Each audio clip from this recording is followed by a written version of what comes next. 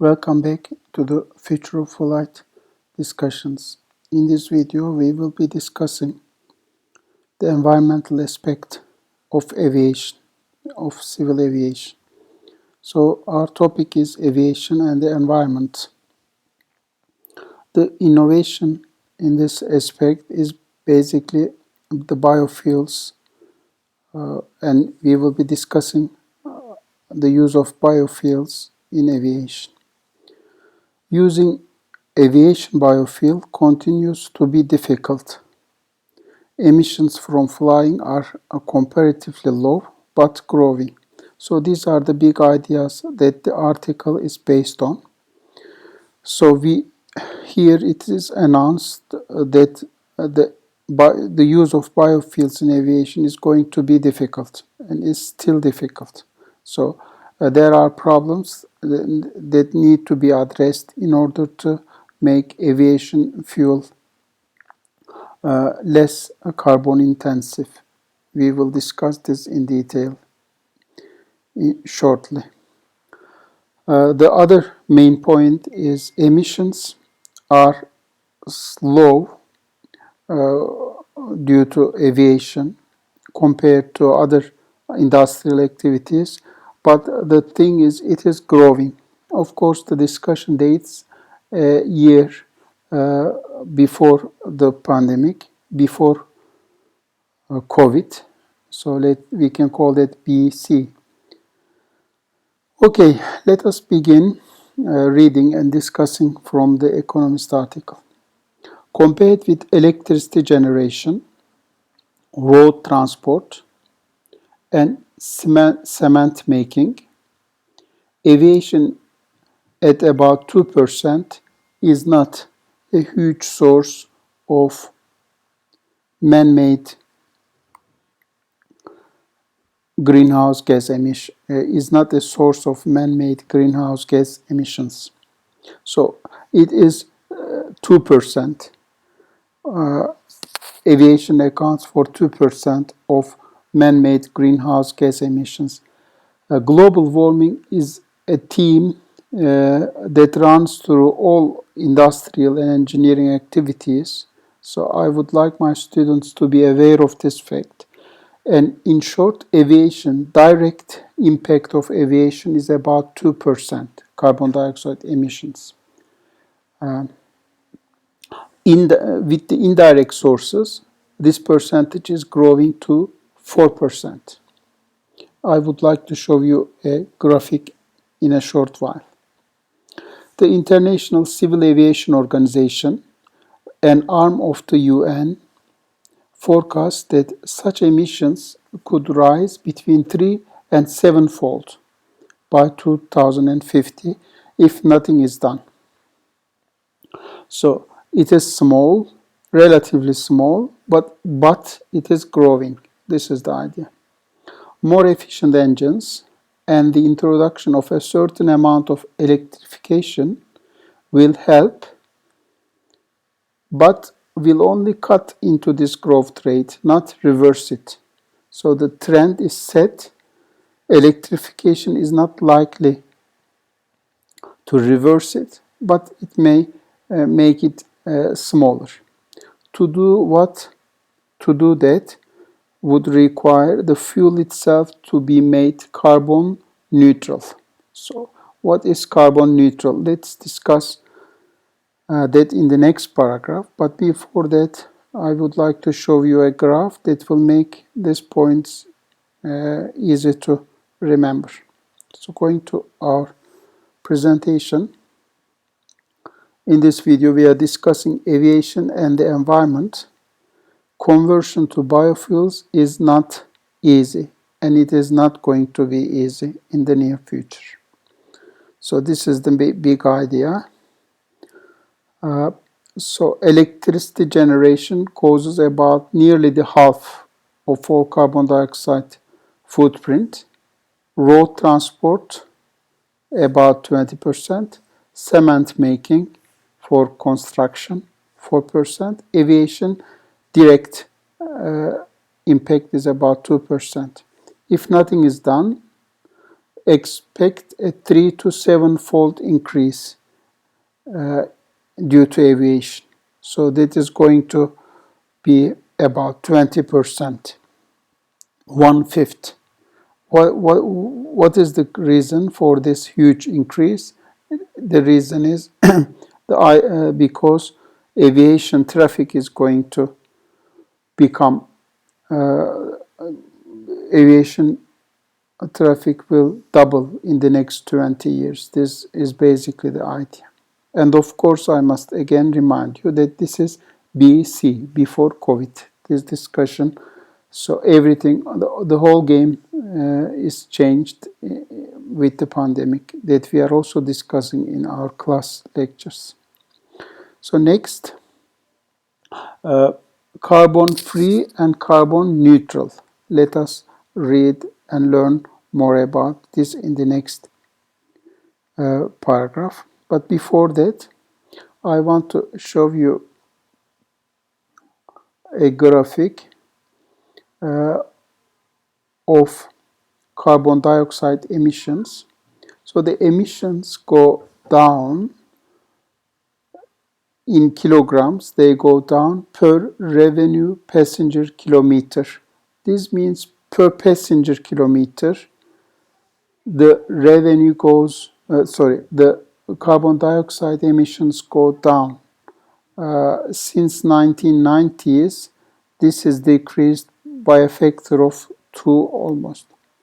But don't get this wrong, this graph doesn't show that total carbon dioxide emissions are going down. With the growth of air traffic, of course, the total emissions may be going up. In other words, if the traffic is more than double since the 1990s, in total, we are going to have more carbon dioxide emissions in total. This is per revenue passenger kilometer. The idea here is the normalization is done so that we measure the total carbon dioxide and divide it by the total flight time per passenger. And the revenue part here is that we are talking about the commercial aviation flights. So this graph is a normalized one. It normalizes, it measures the technology. So the technology-wise, we are, yes, cutting carbon dioxide emissions for commercial flights. However, because the traffic is also increasing, we still expect, as the UN body reminds us or warns us, that the traffic is increasing more than the technology available to make the carbon dioxide emissions less. Okay, and in this article, there is a nice graphic that I want to show you. So if you want to review this article, you can go to this link and have a look at the article. I also made this article, I put a link on our website, so you can access this article. So the total anthropogenic climate forcing, in other words, total carbon dioxide emissions, the aviation is only this part compared to the rest of all climate forcing. So this is about 4%, and half. So this next figure here is the half. It shows the aviation part here. So this is the aviation part. Nearly half of the aviation is due to carbon dioxide here, carbon dioxide emissions, and the other part is actually the contrails that are formed behind aircraft. So the contrails are actually seeding new cloud formation and increasing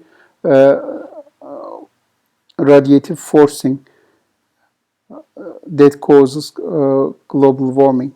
You can read more about these ideas in this paper if you are interested. But the short of it is that aviation is about in total 4%, including the carbon dioxide emissions and the cloud formation, responsible for global warming. And half of this, the 2%, is really carbon dioxide and other NOx gases emissions. So, direct carbon dioxide effect of aviation fuel is therefore about 2%. The other 2% is the cloud formation that also causes global warming. Okay, we can come back to our article again. Now let us discuss carbon neutral.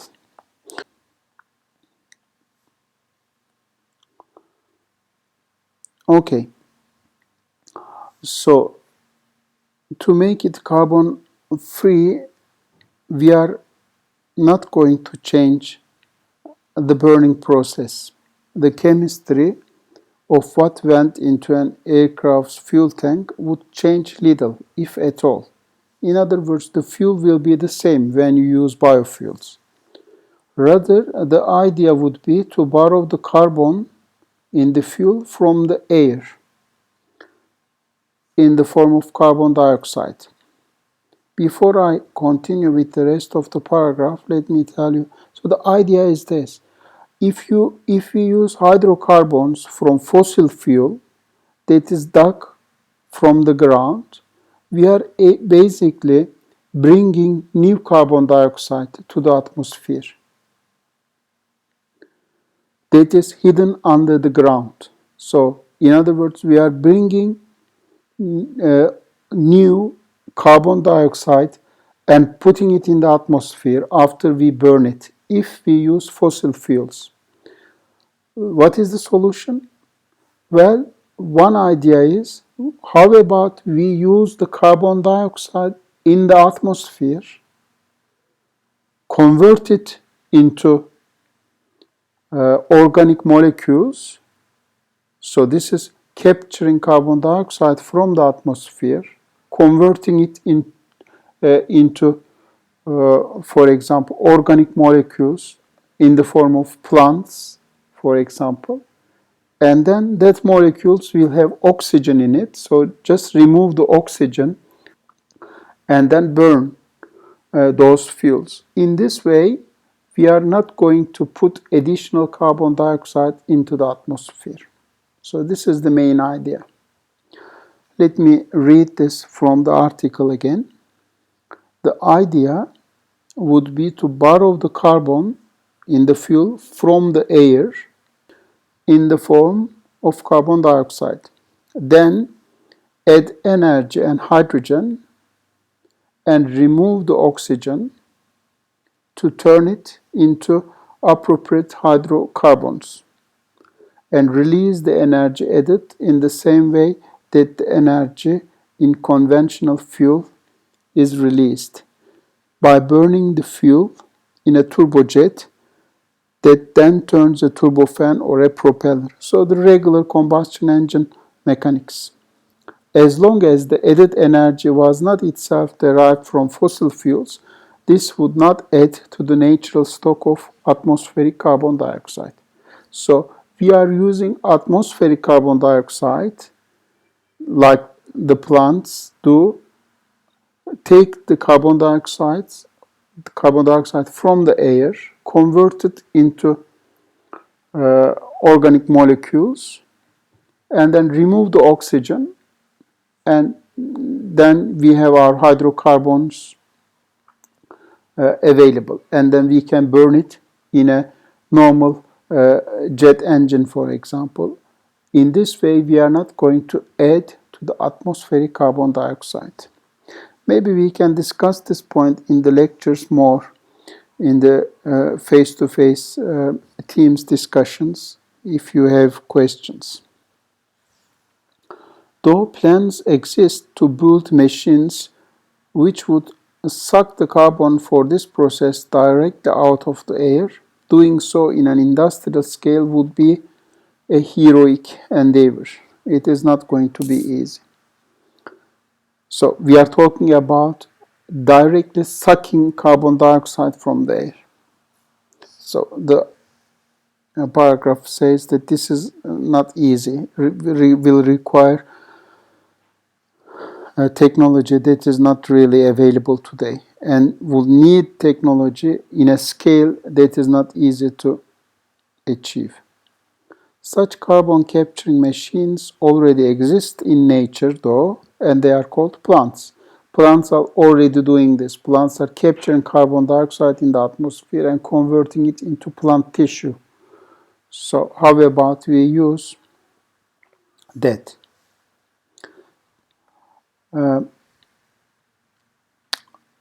So is there any way to convert plant-based organic molecules into fuel? Yes, chemically there are at least half a dozen ways of turning plant matter into aviation fuel. There are many ways to turn plant matter into aviation fuel. Two of these methods stand out. One is the HEFA, hydroprocessed esters and fatty acids. The other is the Fischer-Tropsch process. Okay. So yes, it is possible to convert plants into aviation fuel. Many processes are available, especially this HEFA and the Fischer-Tropsch process. We are going to learn more about these two processes in a moment.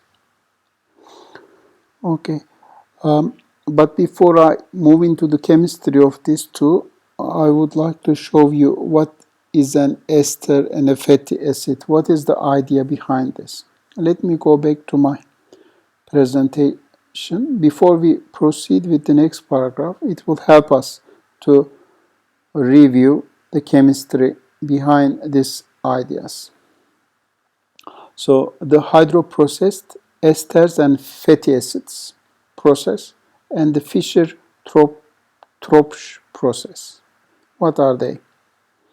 Basically an ester, so here is the esters and fatty acids. Basically we are going to process esters and fatty acids to become hydrocarbons. So this is an ester. Basically it's a carbon polymer with oxygen included. So we want to get rid of this oxygen. How do you do that? Well, you can process it with water. And this is why we say hydroprocessed here. So in other words, by just processing this with water, if we can get rid of these two oxygens, then what is left is a carbon ring for the esters. The same applies for the fatty acids as well. So this is a carbon ring, and again we have oxygens here. If one can remove this oxygen using water and of course additional energy, and remember that additional energy is not supposed to bring more carbon dioxide to the environment. So then we will have this carbon rings, carbon chains, and hydrogen. And this is basically our liquid hydrocarbons that are used in the aviation industry since the beginning of aviation. Okay, so so these two esters and fatty acids can be obtained from plants, but if one uses normal jet fuel, the same carbon chains are obtained from the fuel dug from the ground. Here is the jet fuel part. So it is basically 10 to 16 carbon chains with carbon atoms. Basically paraffin and jet fuel is in this region here. We have larger molecules for diesel, and here is the petrol, where we have 5 to 10 carbons in a ring. So this is something we don't want. This is fossil fuels obtained from the ground. What is wrong with that? Well, we are taking carbon from the ground, carbon dioxide from the ground, and then putting it in the atmosphere, and that increases global warming. Instead of taking it from the ground, we prefer the plants to suck carbon dioxide from the atmosphere, and then when we burn and send them back to the atmosphere, we are not actually going to add new carbon dioxide to the atmosphere. Okay, now then the question is, in these two processes, so these are plant-based organic molecules. By using water and processing it, we would like to create hydrocarbons to be used in the aviation industry. So, therefore, when we finish with the process, we hope to obtain rings with 10 to 16 more or less carbon atoms. Okay, so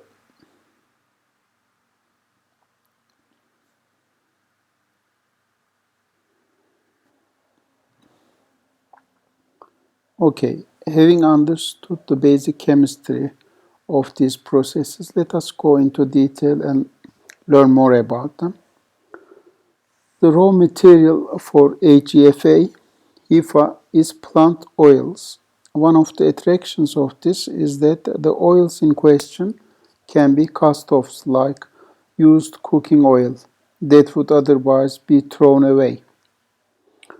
At small scale, HEFA can therefore rely on recycled waste products as its raw material. Plant oils and their derivatives, the esters and the fatty acids in the process name, are similar to the hydrocarbon molecules in petroleum-based aircraft fuel, but needed to be stripped of their oxygen atoms to become identical. HEFA does that by getting them to react with hydrogen in the presence of a catalyst. So this chemical process only happens in the presence of a catalyst. The oxygen atoms are carried away either in water molecules or in molecules of carbon monoxide or carbon dioxide, depending on the details of the process.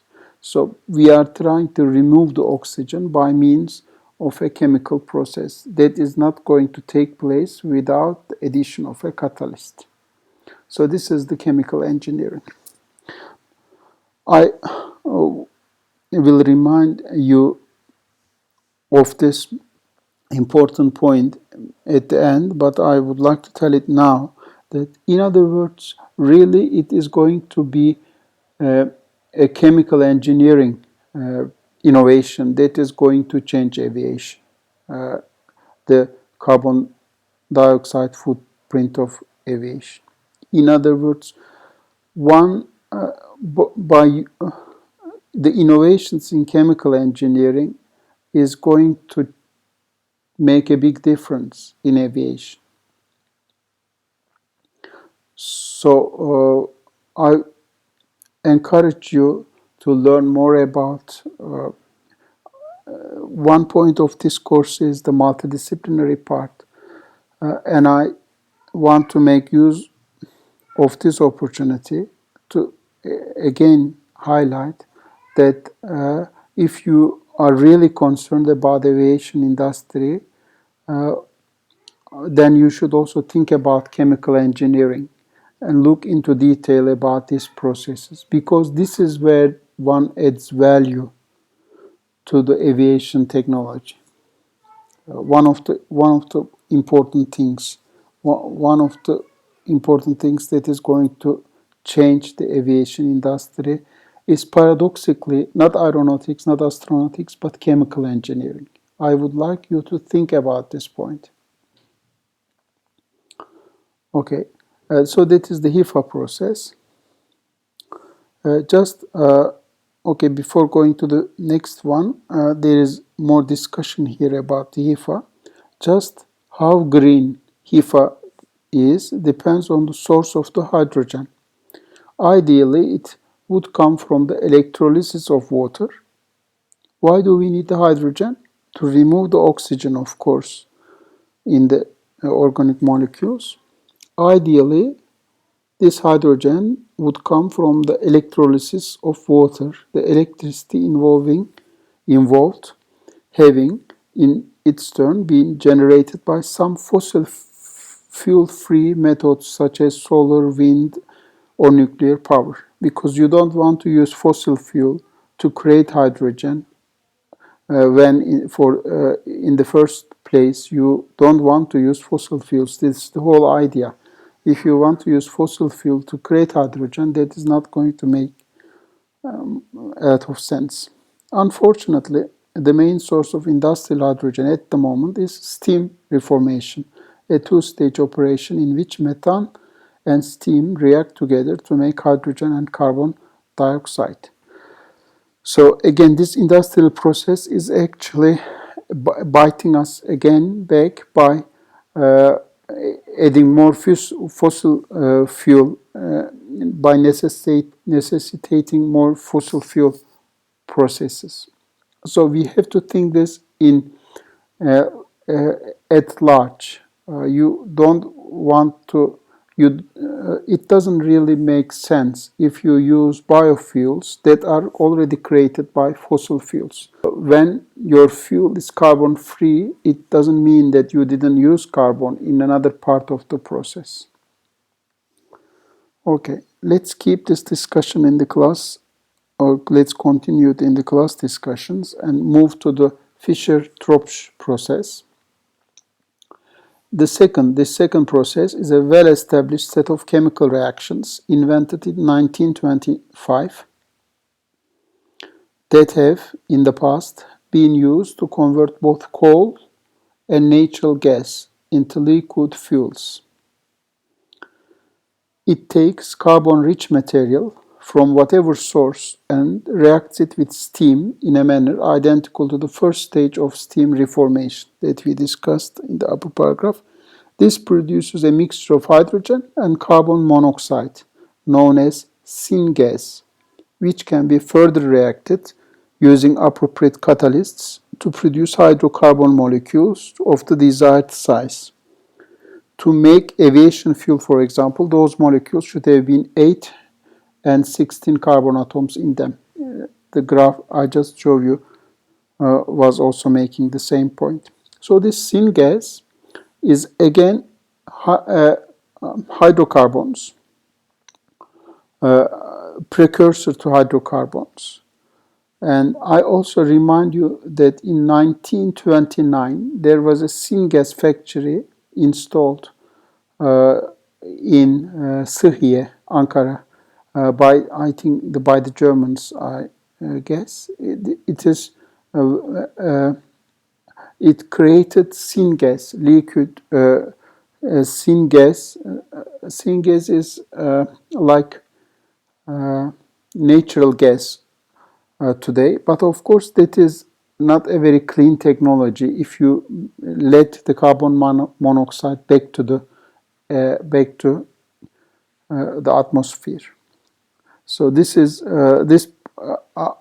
if you want to learn more about this, go on the internet and learn about the syngas factory built by, I think it was the German engineers in Ankara, Sıhhiye in 1929. So just after its invention. Of course, instead of stopping by syngas, one can use catalyst to convert it into hydrocarbons. But syngas was used before natural gas was available. From natural gas was available. Ankara used this syngas for a long time. Okay.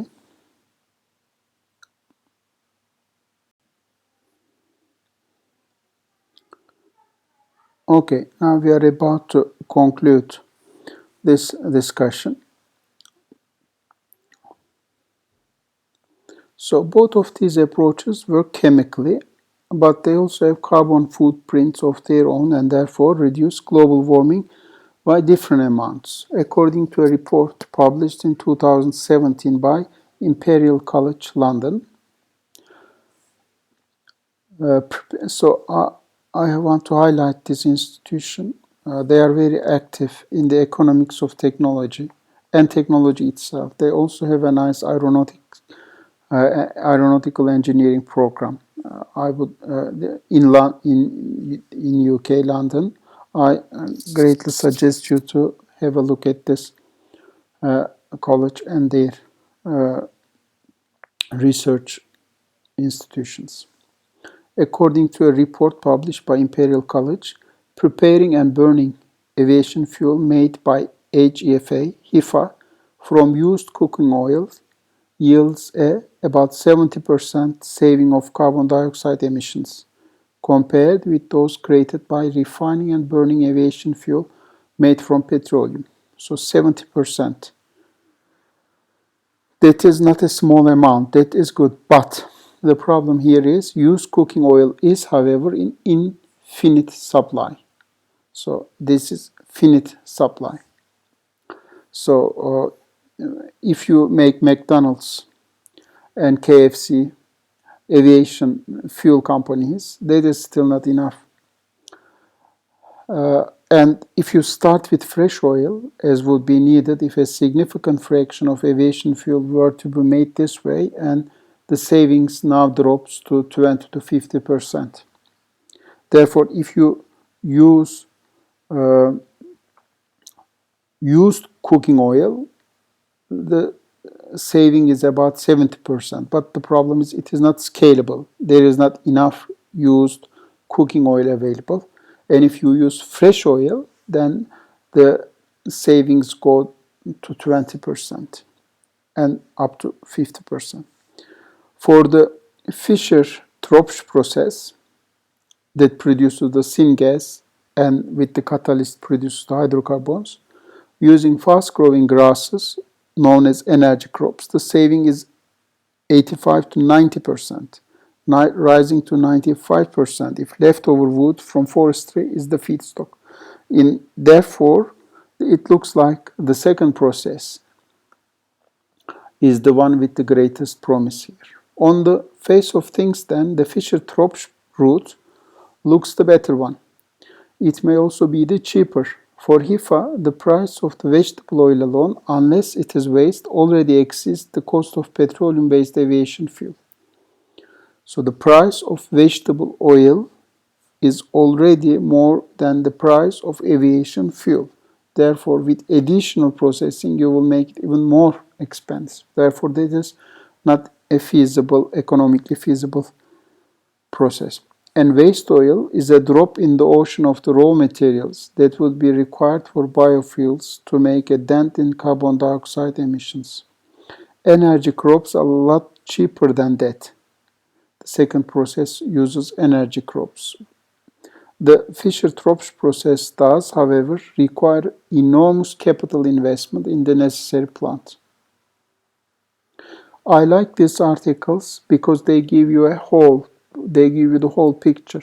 So before you jump into the Fischer-Tropsch process, it is always helpful to learn that they require enormous capital investment. So what I understand here is I think this is in the order of $billion, several $billion. Uh, though I am not sure about this, but the feeling when I see enormous capital investment is the order of billions, not order of millions. In this regard, HEFA is cheaper. So Fischer-Tropsch is an expensive investment process, but HEFA is cheaper. The problem is it's not very scalable. You cannot produce enough with HEFA. And the conclusion paragraph. Unfortunately, if there are to be if they are to meet a significant fraction of the demand for aviation fuel, both of these methods will require a lot of land to grow their raw materials. But this could change. In particular, there are hopes that new field of synthetic biology. Now, so here the problem is, for these two processes you need huge amounts of, remember it says a drop in the ocean. Today's available raw materials are a drop in an ocean. So you need large, very large land use to grow these raw materials. Is there an alternative to this? Is there an alternative to chemical engineering? Let us see. But this could change. In particular, there are hopes that the new field of synthetic biology will come up with ways of generating esters and fatty acids in fast-growing microorganisms, or even arrange for those microorganisms to synthesize the relevant hydrocarbons directly. So instead of plants growing them, one can, using synthetic biology, it could be possible to create those hydrocarbons or the organic molecules, precursor organic molecules possible. That would reboot everyone's calculations and have ramifications far beyond the field of aviation. For the moment, though, the outlook for bioaviation fuel is glum. Glum means not very excited. There are big problems to be solved. So it looks like the near future solutions are coming from chemical engineering, but also so that is the gradual change, evolution, and the revolution is going. For the revolution, one can look at synthetic biology. So, like chemical engineering, it seems molecular biology and genetics also have some promises for aviation. So let me conclude from my slides here. So chemical engineering can help us to create biofuels. HEFA and Fischer-Tropsch processes are two examples. HEFA is cheaper, but it is not easy to scale up. Fischer-Tropsch process is more efficient and scalable, but requires a great deal of investment. These are the chemical engineering evolutionary aspect. One should also open one's eyes for the future of biotechnology. What if biotechnology can create this in totally different ways without requiring the resources the chemical processes depend on. I also would like to remind you of another part when we discussed the structural aspects of aircrafts. Remember there I told you about spider silk creation using biotechnology. So this is the second time we see biotechnology with a chance to add value to aviation. This time propulsion, and that time it was structure. Okay, with this discussion, I would like to conclude the aviation part, and in the next one, we will be looking at supersonic, the possibility of supersonic flight. Thank you.